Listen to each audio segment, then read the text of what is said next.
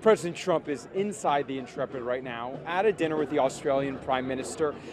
He arrived roughly 20 minutes ago, and as his motorcade passed here on the West Side Highway, the protesters where we are right now, as you can see down the line, they were booing and screaming. This is President Trump's first trip back to New York City since going to Washington, D.C. for his inauguration and moving into the White House. So how was he welcomed back? His motorcade came on the West Side Highway, looked out the window right there and saw this crowd of protesters, and then pulled into the Intrepid, where he'll be for about 2 hours until he leaves and heads back to Washington, or he's actually driving to Bedminster, New Jersey this evening to spend the weekend there at one of his properties with his family. And so let's actually walk down the line and talk to some of these protesters. It has thinned out a little bit, but they're still making a lot of noise, so much noise that you can hear it inside the Intrepid. Tracy, we were just talking, what was it like when President Trump's motorcade passed and he arrived here in Manhattan? I think we were all revolted. This man stands for a great deal of the attack on democracy in this country, because he is a fascist, and so is all his regime. And we have to drive him out because he's consolidating power day by day with his decrees, which sounds like something from medieval ages, decrees. Tell us about the sign that you have. Well, I like this group. I belong to it. It's about drive Trump out, Trump Pence, the fascist regime out. And we are a group called refusefascism.org. It's a very serious, well-educated group who've done their studies in history. We know how fascism starts, and we're already past the go sign. And this country better wake up. Now, you, sir, does your station have any viewpoint whatsoever, with a conscience? Do you ever take a viewpoint? I'm out here with you right now, getting your opinion. You should take a viewpoint, sir. Well, we're just here reporting the news to our viewers, and so we're going to continue to move down the line and talk to other protesters, but I appreciate you taking the time to talk to us. You should get on the right side of it. So as we walk down the line right here, you see a lot of protesters.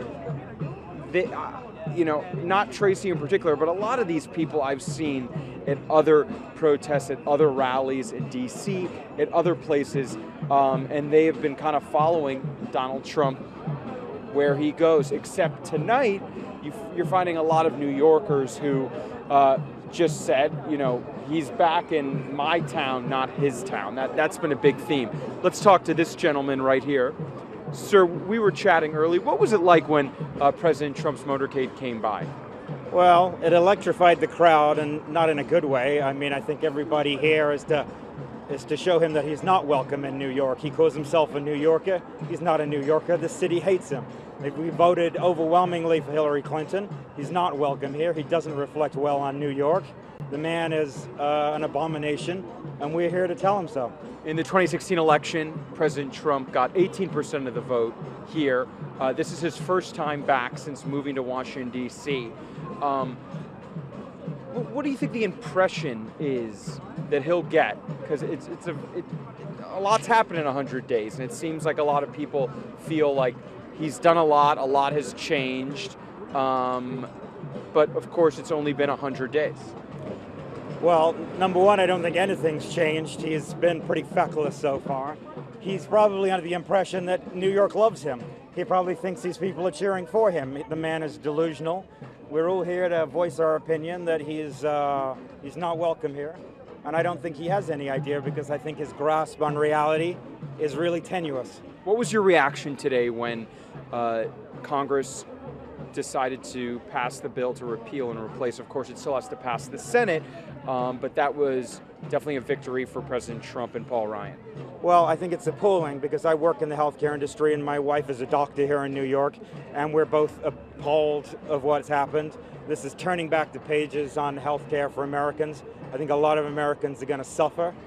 It might be 2 years from now, 3 years from now, but it'll be an absolute catastrophe. The good news is it's not going to get past Senate. It might be good for these congressmen to go home and say they've repealed Obamacare, but the truth is once it hits the Senate, it's going to be meaningless. The Senate's going to do what they want to with it. What's your first and last name, sir? My name is Gavin. My last name is Davis. And you're a resident of New York City? I am. Manhattan, 84th Street, represent. Thank you so much for taking the time to very talk welcome. to us. Let's walk down just a little bit. As I mentioned, the crowd's starting to thin. Some people leaving. President Trump still inside. He's going to be here about